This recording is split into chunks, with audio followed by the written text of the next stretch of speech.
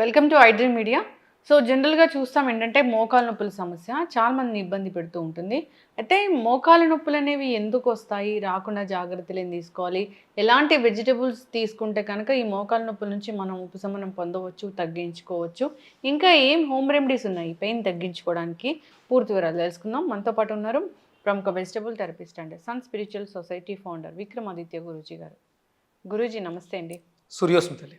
మోకాలు నొప్పుల సమస్య అంటే చిన్న వయసు నుంచే మోకాలు నొప్పులని వస్తూ ఉన్నాయి. అక్కడ ఏదో రెడ్‌గా అయిందని, లేకపోతే స్వెల్లింగ్ వచ్చిందని, వాటర్ వచ్చేసిందని, అరిగిపోతున్నాయని, నొప్పులొస్తున్నాయని ఇలా చెప్తూ ఉంటారు. మోకాలు నొప్పులు ఏ ఏ ప్రాబ్లమ్ వచ్చినా దానికి నొప్పొస్తూ ఉంటుంది. అయితే ఈ మోకాలు నొప్పులనేవి రాకుండా ఏం చేయాలి? ఎలాంటి వెజిటబుల్స్ తీసుకోవాలి? వస్తే దాన్ని ఎలా తగ్గించుకోవాలి? మోకాళ్ళ నొప్పులు.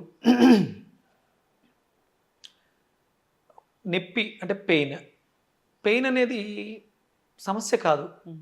ఇండికేటర్. ఓకే. ఒక చోట నొప్పి వస్తుందంటే అక్కడ సంథింగ్ ఏదో చెడు జరుగుతుంది అని బాడీ మనకి చెప్తుంది. హ్మ్. ఇప్పుడున్నటువంటి పరిస్థితుల్లో మనం ఏం చేస్తున్నామంటే పెయిన్ కిల్లర్, మోకాళ్ళ దగ్గర జరుగుతున్న ప్రక్రియ బ్రెయిన్కి రీచ్ అవ్వకుండా కట్ చేస్తున్నాం సిగ్నల్స్ని. హ్మ్. నొప్పి తగ్గే మాత్రలు అనుకుంటున్నాం. నొప్పి తగ్గట్లా, హ్మ్. నొప్పి తెలియట్లేదు అంతే. నొప్పి అలాగే ఉంటుంది. మోకాళ్ళు కావచ్చు, లేకపోతే మోకాళ్ళ కింద మడమలు కావచ్చు, జాయింట్స్ కావచ్చు, హ్మ్. ఏదైనా సరే నొప్పి పెయిన్ అనేది ఇండికేటర్. మనం దాన్ని చంపేస్తున్నాం అంతే పెయిన్ కిల్లర్స్ ద్వారా. ఇప్పుడు వయసు అయిన తర్వాత మీరు అన్నట్టు అరిగిపోతున్నాయి ఎక్కువ వాడేస్తే. మరి చిన్నపిల్లల్లో ఆ అరుగుదల ఎందుకు వస్తుంది? హ్మ్. అరుగుదల ఉన్నది అంటే ఏ వయసు నుంచి ఏ వయసు వరకు అయినా తీసుకోవచ్చు. అది కేవలం మనుషులే కాక ఎముకలు ఉండే ప్రతి జీవికి కూడా అరుగుదల అనేది ఉండాలి. జీవం ఉన్న ప్రతిదానికి ఎముకుంటే. హ్మ్. ఇక్కడ ఆహారంలో మన శరీరంలో రక్తాన్ని ప్రమాణంగా తీసుకున్నప్పుడు హ్మ్. క్వాలిటీ ఆఫ్ బ్లడ్, హ్మ్. క్వాంటిటీ ఆఫ్ బ్లడ్, హ్మ్. Purity of blood. హ్మ్. క్వాలిటీ, ప్యూరిటీ ఏంటి తేడా? రక్తములో ఏమీ లేకపోవటం అంటే వ్యర్థాలు లేకపోవటం ప్యూరిటీ. ప్యూరిటీ. మరి క్వాలిటీ క్వాలిటీ కూడా అంతే. ఉండవలసినవి ఉండటం. హ్మ్. ఐరన్ ఉండాలి, బిట్రోల్ ఉండాలి, ఇవన్నీ ఉండటం. హ్మ్. ఆ రక్తంలో ఏమేమి ఉండాలి ఆ ఉండటం క్వాలిటీ. హ్మ్. ప్యూరిటీ అనేది ఇంటాక్సికేషన్, వ్యర్థాలు లేకుండా ఉండడం. ఇక ఎంత ఉండాలి పరిమాణం. హ్మ్. ఇక్కడ మోకాళ్ళ దగ్గరకు వస్తుల్లోకి సేమ్ దీన్నే మనం తీసుకుంటే హ్మ్. Quality of calcium, quantity of calcium, purity of calcium. హ్మ్. శుద్ధమైనటువంటి కాల్షియం ఉండాలి, సరిపడా ఉండాలి. దాంట్లో కాల్షియం కావలసిన D3, D ఇవన్నీ కాల్షియం తయారీకి కావలసినవన్నీ ఉండాలి. అవి లోపం వస్తున్నాయి మనకి. అందుకని ఏజ్తో సంబంధం లేకుండా అన్ని వయసుల వాళ్ళకి అరిగిపోవటం కానీ, నొప్పులు రావటం కానీ సహజమైపోయింది.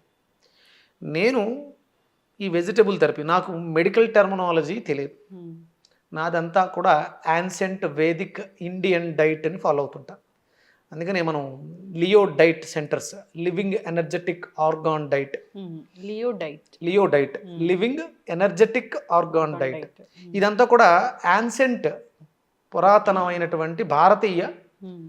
ఆహార విధానంలో ఉంటుంది. ఇక్కడ ప్రధానంగా ఇప్పుడున్నటువంటి పరిస్థితులలో ప్రోటీన్, మాంసకృతులు అధికంగా ఉన్న పదార్థాలను ఎక్కువ తీసేసుకుంటున్నాం. హ్మ్. అవసరం, అది ఎంత అవసరమో అంతే అవసరం. ప్రోటీనే తీసుకుంటూ వెళ్ళిపోతుంటే శరీరం దాన్ని తన అవసరాలకు వాడుకోగా మిగిలిందని ఏం చేయాలో అర్థం కాక డిస్టర్బ్ చేస్తూ ఉంటుంది. హ్మ్. ఆ సమపాళ్ళను మెయింటైన్ చేయడం చేతగాక.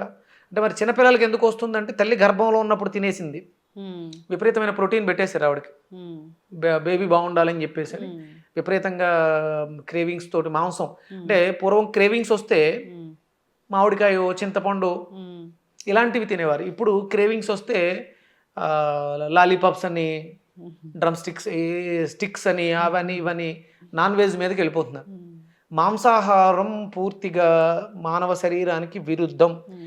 మాంసపు కృతులు కూడా హ్మ్. కందిపప్పుడు ఇదంతా మీరు మాంసాహారుల గురించి చెప్తున్నారు, మరి వెజిటేరియన్స్ కూడా మోకాళ్ళ నొప్పులు వస్తున్నాయంటే ఎస్, కందిపప్పు వల్ల కూడా ప్రమాదం ఉంది. అందులో విపరీతమైనటువంటి మాంసకృతం. హ్మ్. పప్పు ఎక్కువ వాడేస్తున్నాం, దానివల్ల కూడా వస్తుంది. అలా అని మేము పప్పు వాడట్లేదు, లేదా వడలు, మినప గారెలు, హ్మ్. వీటి వల్ల కూడా మోకాళ్ళ నొప్పులు వచ్చే అవకాశం. Protein, high protein. హ్మ్. ఏదో అడగబోయారు. అన్ని మానేస్తే ఏం తినాలి? అన్నీ మానేయమనట్లేదమ్మా, ప్రతిదీ సమపాలలో ఉండాలి. ఏది మానక్కర్లా, ప్రతిదీ మనకు అవసరం. అలాగే అదే మాంసాహారం మాత్రం మానేయాలి. మీరు మాంసాహారం తింటూ నొప్పులు తగ్గాలంటే తగ్గవు. హై ప్రోటీన్ తీసుకోవడం వల్ల వచ్చేటువంటి ఇబ్బందులు, అది ప్రోటీన్గా వెళితే ఓకే. కానీ మీరు ఇచ్చేది మాంసంగా ఇస్తున్నారు, మీట్ రూపంలో ఇస్తున్నారు. మీట్ ప్రాసెస్ చేయడానికి పట్టే సమయం ఎక్కువ, శరీరం బాగా విపరీతమైనటువంటి శ్రమకు లోనవుతుంది. దానివల్ల ఎసిడిక్ నేచర్ హై అవుతుంది. దానివల్ల మోకాళ్ళలో ఉండేటువంటి గుజ్జు కార్టిలేజ్ ఏదైతే అక్కడ ఉండేటువంటి గమ్ము ఉందో అది డిహైడ్రేట్ అవుతుంది, అరిగిపోవటం కాదు, కుచించుకుపోతుంది. దాన్ని మళ్ళీ మనం పునరుద్ధీకరించాలి అంటే ఆ శరీరానికి తేమ ఇవ్వాలి, ఆల్కలైన్ ఇవ్వాలి. ఆ సాంద్రతని, తేమని ఇవ్వగలిగితే మళ్ళీ మనం మోకాళ్ళు, నేను మా నాన్నగారి విషయంలో చూశాను, నిప్పులు అంటూ ఉండేవారు.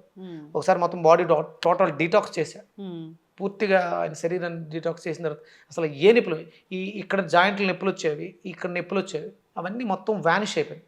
అలాగే మా అత్తయ్య గారు, వాడు వెయిట్ ఉండేది ఆవిడ, శుభ్రంగా ఎప్పుడైతే మనం పర్ఫెక్ట్ డైట్, లియో డైట్ తీసుకున్నామో దాంతో వాళ్ళకున్న నొప్పులు పోయినాయి. నొప్పులకి ప్రధానమైనటువంటి కారణం మనం విపరీతంగా తినేయటం ఫస్ట్.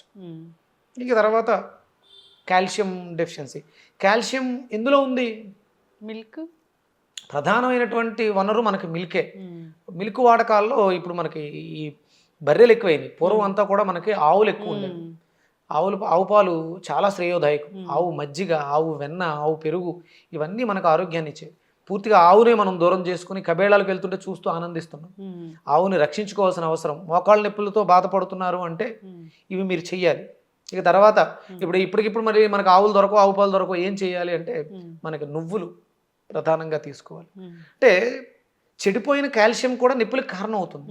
మనం ఉండాల్సినంత ఉందండి అంటే చెడిపోయి ఉండొచ్చు, ఎక్కువైపోయి ఉండొచ్చు, పాడైపోయి ఉండొచ్చు, దానివల్ల ప్రాబ్లమ్స్ వస్తాయి. అందుకని నువ్వులు మన భారతదేశంలో బాగా దొరికేటువంటి పంట, నువ్వులు బాగా తినాలి. అలాగే కొబ్బరి, మనకి దేవుడికి నివేదనగా పెట్టింది, మనం తింటామని కొబ్బరిని బాగా తీసుకోవాలి కాల్షియంని బాగుపరచుకోవడానికి. అలాగే మనకి సున్నం, తమలపాకుల్లో సున్నం వేసుకుని జీర్ణక్రియని మెరుగుపరచడానికి కూడా కాల్షియం అవసరం. తమలపాకుల మీద సున్నం రాసుకుని కిడ్నీ కింద వాడడం మన సాంప్రదాయంలో ఉంది, ఆహారంలో స్వీకరించడం. ఇవి ఈ మోకాళ్ళ నొప్పులు, లేకపోతే మెడ నొప్పులు, మోచేతుల నొప్పులు, ఈ నొప్పుల నుంచి బయటపడడానికి రావడానికి ప్రధానమైనటువంటి కారణాలు. అంటే వెజిటబుల్స్లో ఏం తీసుకుంటే ఈ మోకాళ్ళ నొప్పులు తగ్గుతాయి? ఎసిడిక్ నేచర్ని ఆల్కలైన్ చేయాలి ఫస్ట్. చెడిపోవడానికి కారణం ఎసిడిటీ. అందుకని మనం బూడిద గుమ్మడికాయని ప్రధానంగా తీసుకుంటాం.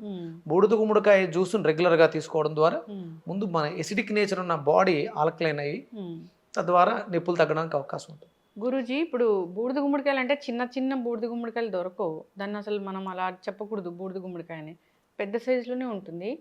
ఒక బూడిద గుమ్మడికాయ తెచ్చి దాన్ని కట్ చేసి మిగతాది ఫ్రిడ్జ్లో పెట్టి అలా వాడుకోవచ్చు? తప్పలేదు, ఇంకా తప్పదు. ఎందుకంటే మనం ప్రాసెస్ చేయట్లేదు. అంటే ఫ్రిడ్జ్లోంచి ఏదైనా తీస్తే దాన్ని మనం వేడి చేయకూడదు.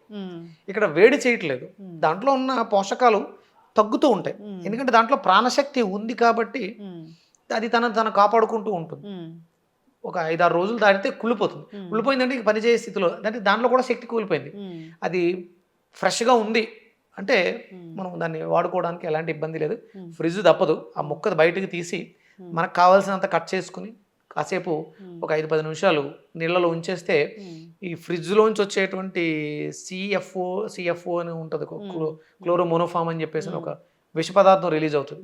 అది ఆ వాటర్లో డైల్యూట్ అయిపోతుంది. దాన్ని మనం వాడుకోవచ్చు.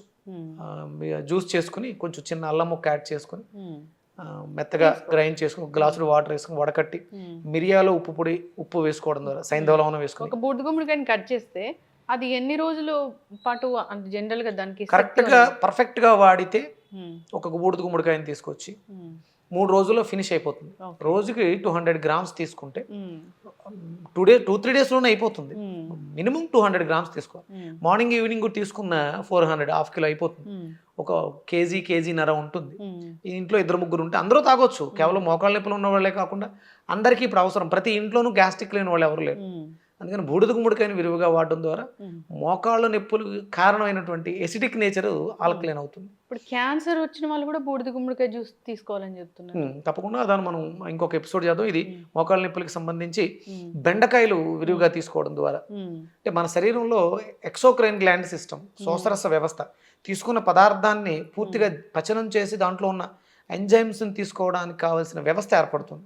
కానీ బెండకాయల్ని నైటు నీళ్ళలో నానబెట్టి ఉదయం ఆ నీళ్లు తీసుకోవటం, వక్రా వాటర్ అని చెప్పేసి ఇప్పుడు పబ్లిసిటీ చేస్తున్నారు. ముక్కల్లాగా కట్ చేసి జెల్ లాగా వస్తుంది, నీళ్ళలో వేసేస్తే నైటు ఉదయం తీసుకుని నీళ్లు తాగాలని చెప్తున్నాం కదా సూర్యోదయానికి పూర్వం. ఈ బెండకాయ నీళ్ళని తీసుకోవడం ద్వారా మన శరీరం కూడా పఫీగా చాలా ఆరోగ్యకరంగా ఉంటుంది, మోకాళ్ళ నొప్పులు తగ్గడానికి కూడా దోహదం చేస్తుంది. అలాగే నువ్వుల్ని బాగా దోరగా వేయించి పెట్టుకుని కొంచెం ఎండు కొబ్బరి కలిపి అలాగే దాంట్లో క్యారెట్ తురుముకుని వేసుకుని తినడం ద్వారా కూడా నొప్పులు తగ్గే అవకాశం ఉంటుంది. క్యారెట్ని బాగా తురమాలి. దాంతోపాటు మీకు ఇంకా ఏమన్నా యాపిల్ ఇలాంటివి కూడా తినొచ్చు. బాగా నమిలి తినాలి. కాల్షియం, క్వాలిటీ ఆఫ్ కాల్షియం ఎప్పుడు వస్తుంది అంటే బాగా నమిలినప్పుడు బాగా వస్తుంది. మింగేయటం లేకపోతే జంక్ ఫుడ్స్ తినడం అది కాల్షియం చెడిపోవడానికి కారణం అవుతుంది. అయితే ఇప్పుడు నొప్పులు వస్తున్నాయి అన్నప్పుడు అంటే దానికి పైన కాపడం లాగా కానీ లేదా దాన్ని ఆ నొప్పిని తగ్గించుకోవడానికి ఏదైనా ఉపశమనం కలిగించుకోవడానికి ఏమైనా టిప్స్ ఉంటాయా? మనకి మీకు ఆయుర్వేద షాపుల్లో మహానారాయణ తైలం అని దొరుకుద్దమ్మా. మహానారాయణ తైలం, ఆ తైలం రాసుకోవడం ద్వారా నొప్పులు తగ్గుతాయి. మనం కూడా నొప్పులకి ఒకసారి చేసి చూపించాం. వెల్లుల్లిపాయలు ఇవన్నీ వేస్తే వాడిన వాళ్ళు మంచి రిజల్ట్స్ చెప్పారు. సైంధవ లవణాన్ని అంటే పూర్వం మనకి లవణ తైలం అని దొరికేది, ఇప్పుడు రావట్లేదు. సైంధవ లవణాన్ని పూర్తిగా మెత్తగా చూర్ణం చేసి నువ్వుల నూనెలో మరగబెట్టడం ద్వారా లవణ తైలం తయారవుతుంది. అది రాయడం ద్వారా కూడా నొప్పులు ఉపశమనం. అలాగే ఉప్పుని గుడ్డలో వేసి ఇటుక మనం పెనం మీద కాల్చి వేడెక్కించి కాపడం పెడుతూ ఉంటారు నొప్పులు ఉన్న చోట. అవి నొప్పులు లాగడానికి అవకాశం ఉంటుంది. అంటే ఉప్పుని వేడి చేసి గుడ్డలో కట్టి మోకాల చుట్టూ కడితే నొప్పి లాగుద్ది. అలాగే వేడి నీటి కాపడం పెట్టుకుంటూ ఉంటారు, చల్ల నీళ్ళతో ఐస్ వాటర్తో కాపడం పెడుతూ ఉంటారు. ఇవన్నీ తాత్కాలిక ఉపశమనాలు. పర్మనెంట్ క్యూర్ మాత్రం ఆహార విధానంలో మార్పు. మీరు విపరీతమైనటువంటి మాంసాహారులు అయి ఉన్నారా, దయచేసి చేతులు జోడించి వేడుకుంటున్నాను, మానేయండి. కేవలం ఒక నొప్పుల గురించే కాదు, అది రానున్న రోజుల్లో చాలా రోగాలు వచ్చేస్తాయి. విపరీతమైనటువంటి గుడ్లు తినిపించేస్తున్నారు, 15 గుడ్లు 20 గుడ్లు తినిపించేస్తున్నారు, మాంసాలు కేజీలు మాంసం తినిపించేస్తున్నారు. ఇది భవిష్యత్తులో ఈ మోకాళ్ళ నొప్పులు ఎక్కువైపోవడానికి అవకాశం ఉంటుంది. ఇప్పుడు బాగుండొచ్చు, తిన్నప్పుడు బాగుంటుంది, నవ్వుతూ సంతోషంగా తింటాం, ఏడుస్తూ అనుభవించాల్సిన అవసరం ఉంటుంది. ఇది వేదం ఒప్పుకోదు. సనాతన భారతీయ సంప్రదాయ ఆహారపు విధానంలో మాంసాహారం విరుద్ధం, తినకూడదు. వేదాల్లో రాసి ఉందంటే ఉంది, దీనికి ప్రమాణాలు ఉన్నాయి. గుడ్లు కానీ మాంసాహారం కానీ విపరీతంగా తీసుకోవడం కానీ అసలు తీసుకోకుండా ఉండడం ఉత్తమం. అలవాటు పడి ఉన్నారు, తగ్గించండి. చక్కటి ఇన్ఫర్మేషన్ గురువుగారు. మోకాళ్ళ నొప్పుల సమస్య రాకూడదంటే డైట్ మార్చుకోవాలి, ఆల్కలీన్ డైట్ అనేది తీసుకోవాలి. బూడిద గుమ్మడికాయ జ్యూస్ బాగా పనిచేస్తుందని చెప్పారు. అంతేకాదు ఈ బెండకాయ నీళ్ళు, ఒక్రా వాటర్ అని చెప్తూ ఉంటారు, అంటే నైట్ నానబెట్టి సోక్ చేసి తీసుకునేది జెల్ లాగా వస్తుంది, అది తీసుకోవచ్చు. ఇంకా కాపడాలు అలాంటివి పెట్టడం ద్వారా, అంతేకాదు నువ్వులు మిల్క్ ఇలాంటివి తీసుకోవడం వల్ల కూడా సరైనంత కాల్షియం అనేది అందుతుంది. అన్నీ ఫాలో అవ్వాలని కోరుకుందాం. చాలా చక్కటి ఇన్ఫర్మేషన్ అండి, ధన్యవాదాలు. సూర్యస్మిత.